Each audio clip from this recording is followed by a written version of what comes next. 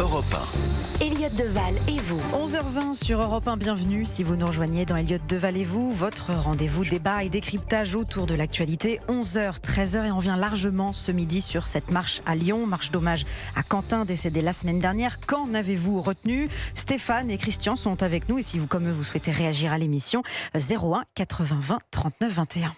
Que retenez-vous de cette marche ? Parce que tout au long de la journée, les journalistes présents ont cherché le facho, le nazi, des Colombo, micro à la main, refusant de voir aussi le recueillement d'anonymes et de copains de Quentin qui ont décidé de marcher parce que la semaine dernière, vous avez un gamin de 23 ans qui a été battu à mort par l'ultra-gauche. Je vous propose d'écouter Aliette Espieux, c'est l'une des organisatrices de cette marche et qui a pris la parole avant que la marche ne débute pour donner les consignes en disant si vous êtes ici, c'est pour rendre hommage à Quentin. Ne répondez pas aux provocations. Nous le savons, sur le parcours, malheureusement, il y aura certaines personnes qui n'auront pas la dignité ni le respect de Quentin, de respecter la mémoire de Quentin. Ne répondez pas à cela ne sert à rien. Aucune récupération politique et électoraliste ne sera tolérée également. Toute cagoule est interdite et je pèse mes mots. Si nous voyons une personne avec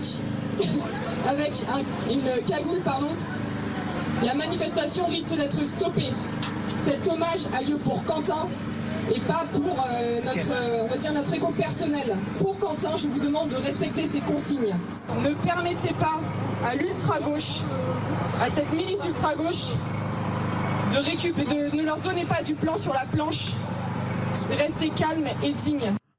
Voilà pour les mots en amont de la marche qui était présentée dans tous les médias comme une marche de néofascistes et d'ultra-droite. J'avais jamais entendu avant une marche ou une mobilisation, quelle qu'elle soit d'ailleurs, radicale, un porte-parole prendre le micro en disant « Vous restez calme, vous ne tapez pas sur les policiers, vous évitez de dégrader du mobilier urbain, vous évitez aussi d'insulter les forces de l'ordre, d'insulter la France et l'État, vous ne vous en prenez pas aux journalistes. » Je ne l'ai jamais vu. J'ai jamais vu cette situation. Et qui condamne les débordements. Parce que je peux vous dire, on peut en prendre des marches d'extrême gauche qui dérapent et les organisateurs ne s'excusent jamais pour les débordements. Mais que dire surtout que cette marche était une marche pour Quentin. Les médias ont depuis une semaine oublié son rapport à la foi, à une personne qui faisait des maraudes, qui était au plus près des gens, qui était attachée à sa paroisse. Et ce sont les paroissiens d'ailleurs et ses copains de paroisse qui se connaissent depuis maintenant 2-3 ans, qui se sont dit on va marcher aussi pour lui rendre hommage et pour rendre hommage à l'homme d'espérance qu'il pouvait être avec les convictions qu'il pouvait avoir, mais non violente puisqu'il n'a, et c'est son avocat qui le rappelait sans cesse, jamais été mêlé à des faits de violence, du moins il n'a pas de CV judiciaire, comme bon nombre de militants peuvent avoir, qu'ils soient à l'extrême gauche ou l'extrême droite, c'est pas le problème. Mais vous avez raison de rappeler ce fait important, mais vous voyez bien dans quel basculement culturel la société française est en train de choir. Pourquoi je dis ça ? Parce que, comme Sébastien Ligné le disait, le fait d'être catholique et d'avoir une foi, quelle que soit sa religion, ça devient susceptible de fascisme. C'est ça, en fait, la réalité. Mais vous savez, Elliott, parmi les traitements médiatiques, il y en a un qui m'a frappé qui date de la semaine dernière. C'était un papier en tête du site du Monde. Journal respecté ou respectable ou anciennement respecté et anciennement respectable qu'il était. Voici le titre du papier. C'était il y a une semaine. Quentin Derenque, un étudiant traditionnaliste au croisement des chapelles de l'extrême droite radicale. Ça, c'est le titre. Et le chapeau, le militant mort samedi 14 février après un lynchage dans les rues de Lyon incarne la nouvelle jeunesse d'extrême droite, catholique, intégrale, attirée par l'autodéfense. Voilà le traitement du journal Le Monde. Le Monde, feu une institution dans le monde médiatique, mais ça reste un journal privé, subventionné, il faut le rappeler. En revanche, ce qui me sidère, une semaine plus tard, qui donnent des leçons, c'est notamment pas Le Monde, à gauche, c'est l'agence France Presse. Oui, mais l'agence France ils ont Presse, fait la même chose pour le hier. coup, c'est financé par, notre argent. Une messe, voilà ce qui est dit par l'agence France-Presse.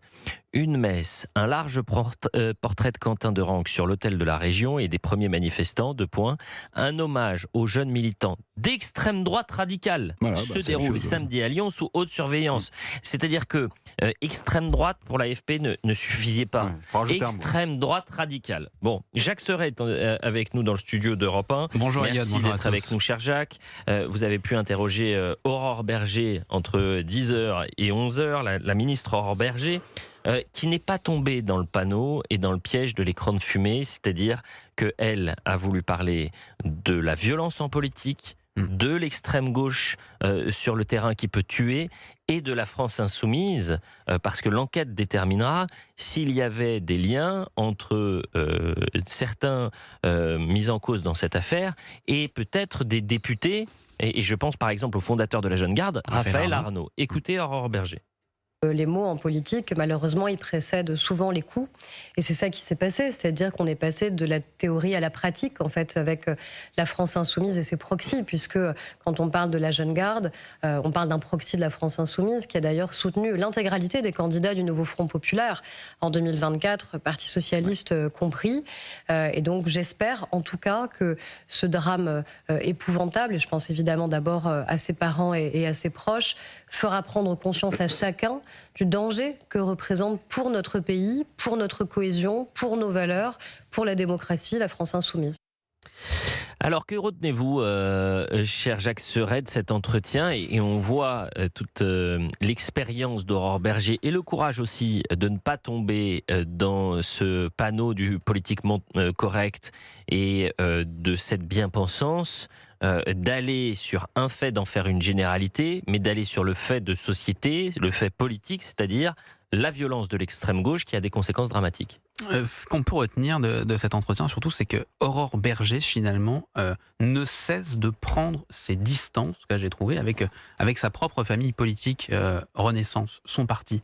Elle n'était absolument pas sur la ligne des désistements en 2024 lors des législatives. Elle n'était pas sur la ligne de Gabriel Attal. Il faut se souvenir de Gabriel Attal qui souhaitait que les candidats Renaissance se retirent au profit des candidats socialistes ou écologistes et voire appeler sans le dire à soutenir certains candidats insoumis. Aurore Bergé était contre ça et les événements récents lui donnent raison et donc elle a vraiment insisté sur cet aspect-là en mode je ne cautionnais pas ça et je ne le cautionne toujours pas.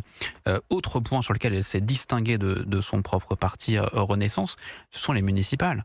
Aurore Bergé, elle soutient Rachida Dati à Paris. C'est un autre sujet. Mais en tout cas, un tout autre sujet, parce que là, moi, je voudrais qu'on reste sur la violence en politique.